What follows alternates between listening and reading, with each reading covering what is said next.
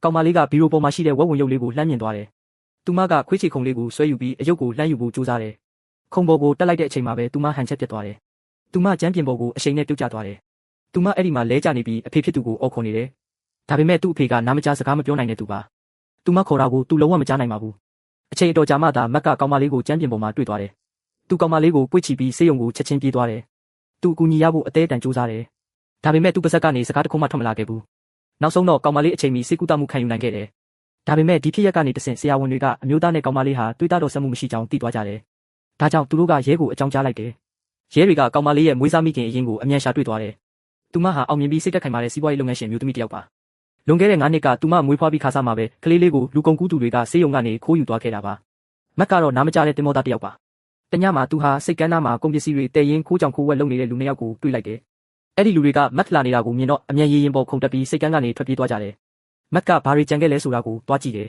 ။သူတို့ထားခဲ့တဲ့တစ်သားတစ်တာထဲမှာမွေးကင်းစားမိန်းကလေးငယ်လေးကိုတွေ့လိုက်ရတယ်။မက်ကကလေးလေးကိုအိမ်ခေါ်သွားတယ်။ဒီကလေးဘယ်သူလဲဆိုတာကိုစုံစမ်းဖို့နီးလန်းမရှိတဲ့အတွက်သူကိုယ်တိုင်ပဲပြုစုပြောင်းထောင်ဖို့ဆုံးဖြတ်လိုက်တယ်။ကလေးလေးရောက်လာတာကသူ့ရဲ့အထီးကျန်နေတဲ့ဘဝကိုလုံးဝပြောင်းလဲသွားစေတယ်။သူတို့သားအဖနှစ်ယောက်ဟာဟောင်းနှွမ်းနေတဲ့တဲအိမ်လေးမှာနေထိုင်ကြတယ်။ဘဝကမလွယ်ကူပေမဲ့မက်ကတော့သူ့မှာရှိသမျှအရာအလုံးကိုကလေးလေးအတွက်ပေးဆက်ခဲ့တယ်။ညဘက်ကလေးငိုတန်ကိုသူမကြားနိုင်တဲ့အတွက်သူ့လက်ကောက်ဝတ်နဲ့ကလေးလက်ကောက်ဝတ်ကိုကျိုးနဲ့ချီထားတယ်။ကလေးလေးလှူရှားတာနိုးလာတာနဲ့သူ့ကျိုးကတဆင့်တိနိုင်တယ်။သူ့ရဲ့ဂယုတစိုက်ဆောက်ရှောက်မှုအောက်မှာကောင်မလေးတဖြည်းဖြည်းကြီးပြင်းလာတယ်။သူတို့ကတခြားမိသားစုတွေလိုအတန်ထွက်ပြီးစကားမပြောနိုင်ပေမဲ့ကောင်မလေးကလက်တင်ဂီတပြစကားကိုစောစောစီးစီးတက်မြောက်ခဲ့တယ်။သူမကရွယ်တူကလေးတွေထပ်ပိုပြီးရင့်ကျက်လာတယ်။မက်အလုံးလုံးနေချိန်မှာသူမကဈေးဝယ်ထွက်ပြီးနေ့စဉ်သုံးပစ္စည်းတွေကိုကိုယ်တိုင်ဝယ်ယူတတ်တယ်။သူမကဈေးနှုန်းတွေကိုတေချာကြည့်ပြီးလူကြီးလေးတယောက်လိုပတ်စံရှင်တယ်။အဖေရဲ့ပြင်းစရာကောင်းတဲ့အလုပ်ခွင်မှာပျော်ရွှင်မှုတွေပေးဖို့သူမရိုက်ထားတဲ့ဓာတ်ပုံလေးတွေကိုပို့ပေးတတ်တယ်။တနေ့တော့သူတို့သားအဖမြေအောက်ရထားနဲ့အိမ်ပြန်မှာကောင်မလေးကကြော်ညာမျက်နှာပြင်ပေါ်ကအယုတ်လေးကိုမျက်တောင်မခတ်တန်းကြည့်နေတယ်။မက်ကသမီးရဲ့စိတ်ကိုချက်ချင်းသိလိုက်တယ်။သူကသမီးကိုလက်တင်ဂီတနဲ့ပြောပြတယ်။နောက်လာစားရရင်အဲ့ဒီအယုတ်လေးဝယ်ပေးမယ်ပေါ့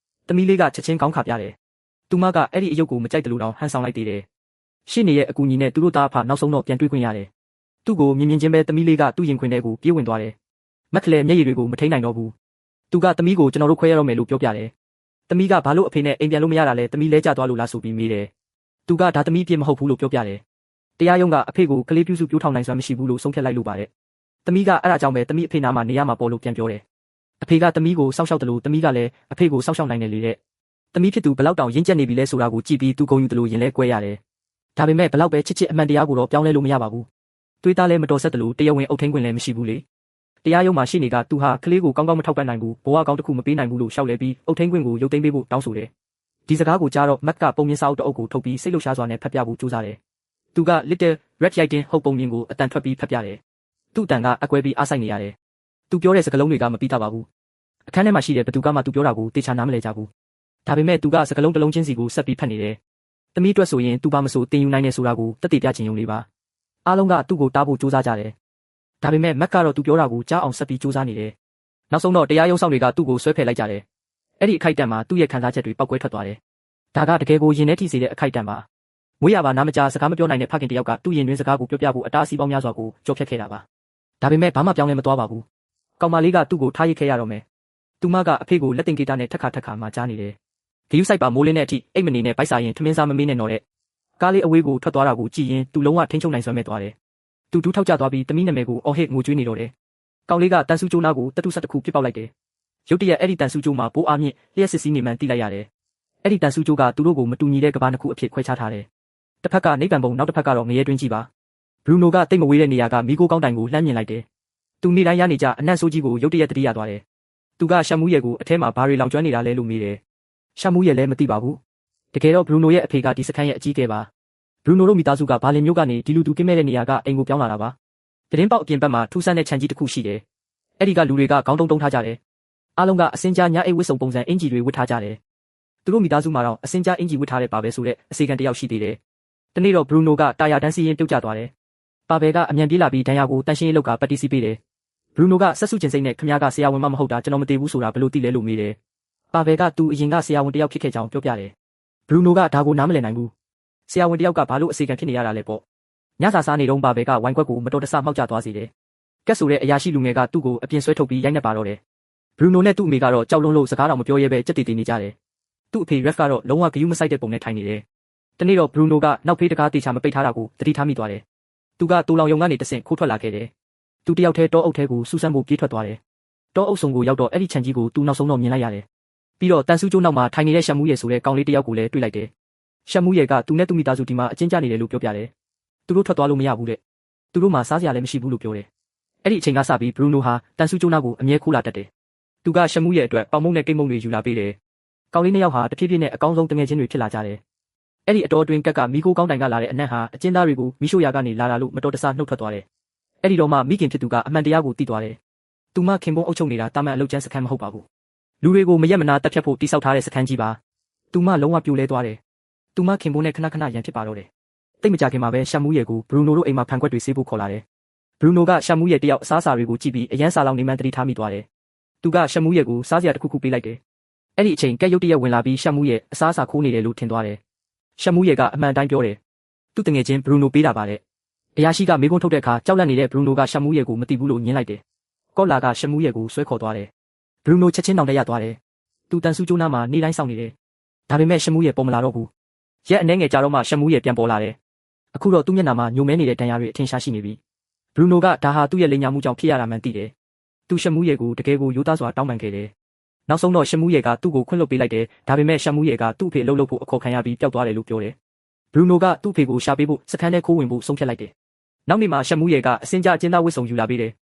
ဘရူနိုကတန်ဆူကျိုးအောက်ကမြေကြီးကိုတူးလိုက်တယ်သူကအဲ့ဒီအပေါက်ကနေတိုးဝင်ပြီးရှမ်မူးရဲ့နောက်ကနေစခန်းထဲကိုဝင်သွားတယ်သူဘေးဘီဝဲရာကိုကြောက်ရွံ့စွာကြည့်လိုက်တယ်